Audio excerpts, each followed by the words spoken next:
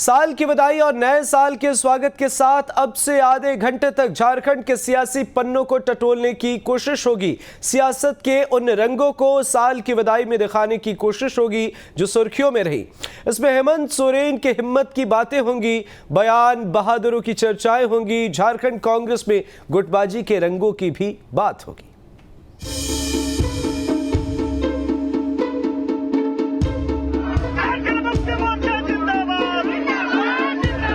हम लोग कमजोर नहीं है, हम लोग को कमजोर बनाया जा रहा है।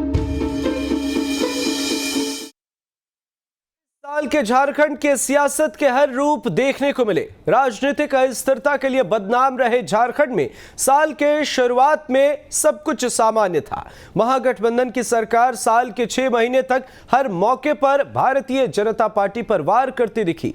बीजेपी सरकार के हर वार पर पलटवार जरूर कर रही थी, लेकिन इस सियासी द्वंद्व में सियासी हलचल के संकेत थे।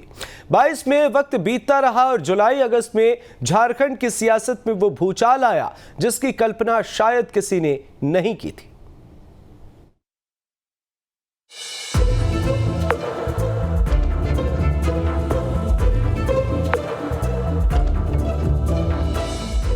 बाईस साल में 11 सरकार, 3 बार राष्ट्रपति शासन, 14 साल तक निर्दलियों का कुनबा जहां मजबूत रहा, जहां की राजनीति 14 साल तक निर्दलियों के इर्द गिर्द ही घूमती रही, वहां पिछले 3 साल से स्थिर सरकार है। लेकिन इस स्थिरता के बीच जून 2022 में भूचाल आया। सामान्य बहुमत से अधिक विधायकों का आंकड़ा होने के बावजूद हेमंत सोरेन की कुर्सी पर खतरा मंडराने लगा। राजनीतिक अस्थिरता की वजह इस बार सियासत नहीं, खुद सीएम हेमंत सोरेन रहे। पूरे साल झारखंड में सियासी सहमत का खेल चलता रहा। 2022 में एक चिट्ठी को लेकर जो सियासत शुरू हुई वो एक पेंडुलम की तरह झूलती नजर आई। अगस्त के अंतिम सप्ताह में हेमंत को लेकर जो सियासत शुरू हुई वो सियासत अब भी जारी है और यही कहा जा रहा है कि आने वाले साल में भी ये सियासत जारी रहेगी। इस बीच पूरे साल कई बार ऐसे मौके आए जब हेमंत और हेमंत की सरकार फंसती नजर आई, लेकिन हेमंत एक मंजे हुए खिलाड़ी के तरह वो हर खेल में बाहर निकलते दिखे और सियासत में एक मजबूत किरदार के तौर पर सामने आए। उन्होंने विपक्ष के लिए कोई विकल्प नहीं छोड़ा। शायद यही कारण है कि पूरे साल विपक्ष टकटकी लगाए रह सकी। आने वाले समय में ऐसा नहीं लगता कि हेमंत को कोई चुनौती दे सकता है। एक बात जरूर है कि राज्यपाल के पास अब भी वो चिट्ठी पड़ी हुई है जो सियासत में एक नया रंग ला सकती है। इसके लिए हमें इंतजार करना होगा और नया साल दिलचस्प होगा, इसको लेकर इनकार नहीं कर सकते। कैमरा पर्सन सुशील के साथ मैं राजेश तोमर, न्यूज नेशन के लिए। सीएम सोरेन पर इस साल संकट के बादल दिखे जरूर, लेकिन सत्ता की ताकत के साथ साथ उनके पास सत्ताधारी दलों का पूरा सपोर्ट रहा। इसलिए उलझने के बीच भी सीएम सोरेन सुलझे हुए नजर आए, सीटी बजाते नजर आए, विक्ट्री साइन दिखाते नजर आए, विपक्षी दलों को मुंह चिढ़ाते नजर आए, केंद्र और राज्यपाल से 2-2 हाथ करते नजर आए। दरअसल सीएम की उलझन की नींव 2021 में ही पड़ गई थी, शिवशंकर शर्मा की तरफ से डाले गए एक पीआईएल से। इस केस में सीएम सोरेन पर आरोप लगा कि उनके कई शेल कंपनियां हैं, यानी फर्जी कंपनी जिसके जरिए सीएम सोरेन मनी लॉन्ड्रिंग करते हैं।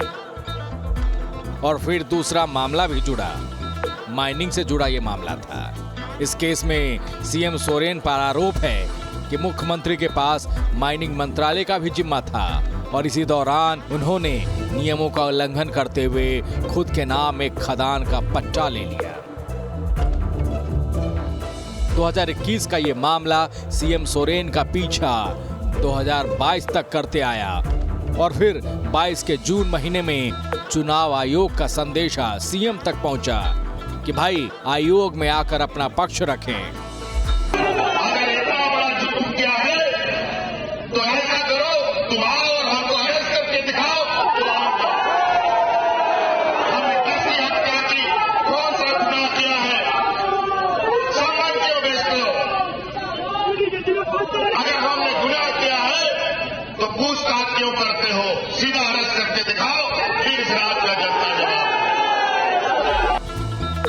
इसी के नोटिस सीएम सोरेन को मिलते रहे। सीएम जवाब देने से बचते रहे। मामला झारखंड हाईकोर्ट तक पहुंच गया। बीजेपी सोरेन के खिलाफ राज्यपाल के पास पहुंच गई। जून के समापन के साथ झारखंड में सियासी संग्राम मच गया। मुख्यमंत्री हेमंत सोरेन पर पत्थर खनन लीज संबंधी शिकायतों से तेज हुई राजनीतिक सरगर्मी में ईडी का दखल हुआ। जुलाई के महीने में सीएम के खिलाफ 1000 करोड़ रुपए के पत्थर खनन घोटाले में ईडी ने कार्रवाई शुरू कर दी।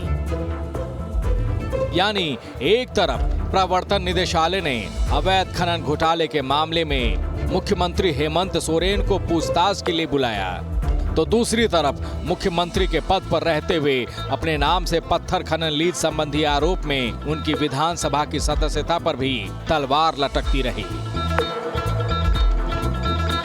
ऊपर से सीएम सोरेन पर शिकंजा कसने में राज्यपाल की भूमिका भी साल नजर आई, जिसमें राज्यपाल ने चुनाव आयोग से सोरेन की विधायकी को लेकर राय मांगी। लेकिन हेमंत सोरेन अभिमन्यु नजर नहीं आए जो व्यूह रचना में फंस जाए। वे अर्जुन की तरह सारे चक्रव्यूह को ध्वस्त करते नजर आए। सरकार को अस्थिर करने का भी एक षड्यंत्र कहा जा सकता है। कहा जाए कि जो हमारे विपक्ष हैं, जो सरकार बनने के बाद से ही सरकार गिराने के षड्यंत्र लगे हुए थे, और यह षड्यंत्र की पनडुब्बी जो पानी में डूब डूब करके काम कर रहा था, ऊपर आने की ताकत नहीं रख रहा था, आज उस पनडुब्बी को धीरे धीरे बाहर लाने का प्रयास किया जा रहा है। यानी 2022 के शुरू से ही सीएम सोरेन धीरे धीरे आरोपों को चक्रव्यूह में फंसते नजर आए। कड़ी परीक्षा के दौर से उन्हें गुजरना पड़ा। सवाल जवाब के बीच डर सत्ता जाने का भी था। खरीद फरोख्त के मामले में मशहूर झारखंड की राजनीति से सीएम सोरेन वाकिफ थे। लिहाजा संकट की इस घड़ी में सीएम को डर विधायकों की खरीद फरोख्त का भी था। ऑपरेशन लोटस की सुगबुगाहट झारखंड में चारों ओर चलने लगी। ऊपर से चुनाव आयोग की चिट्ठी राज्यपाल तक पहुंचने की खबर ने झारखंड की सियासत में भूचाल मचा दिया।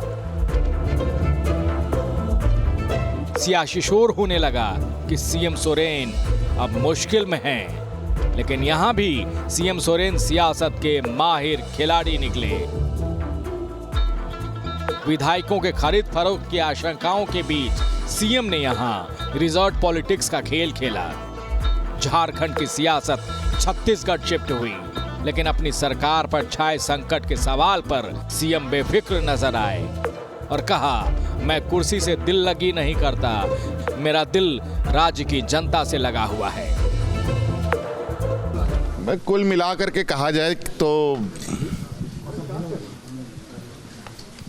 खट्टा मीठा अनुभव तो रहता है, लेकिन शुरुआती दौर में तो ये लगा कि विपक्ष बिल्कुल अब कहा जाए कि दिशाहीन हो चुका है। लेकिन थोड़े समय बीतते बीतते वो थोड़े रास्ते में भी आ गए।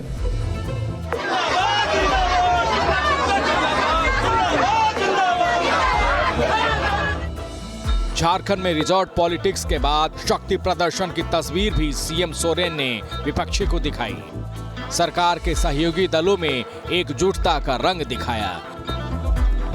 सदन में बहुमत हासिल करने का दांव सीएम ने खेला।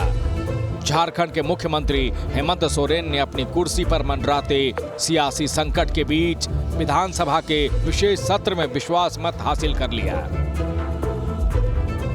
आत्मविश्वास से भरे सोरेन यह संदेश देने में सफल रहे कि बीजेपी दिल्ली से लेकर रांची तक उनके खिलाफ साजिश कर रही है, लेकिन वो डरने वाले नहीं हैं। हेमंत सोरेन विश्वास प्रस्ताव पास कर भले ही विपक्षी के लिए 6 महीने तक सदन में अविश्वास प्रस्ताव लाना मुश्किल कर दिए, लेकिन सोरेन की सदस्यता पर संकट के बादल बने हैं। आज इसीलिए जो मुझे सुनने में आया है, ईडी का ऑफिस सुरक्षा बढ़ा दी गई है, बीजेपी की ऑफिस की सुरक्षा बढ़ा दी गई है। क्या जरूरत आन पड़ी है कि उनकी ऑफिसों की सुरक्षा बढ़ा दी गई है?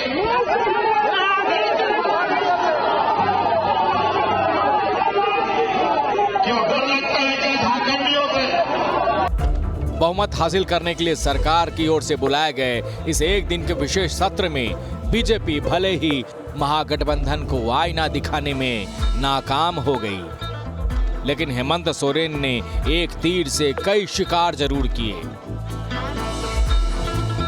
तमाम सियासी संकट के बीच हेमंत सोरेन साल के आखिरी महीने तक आत्मविश्वास से भरे हुए नजर आए।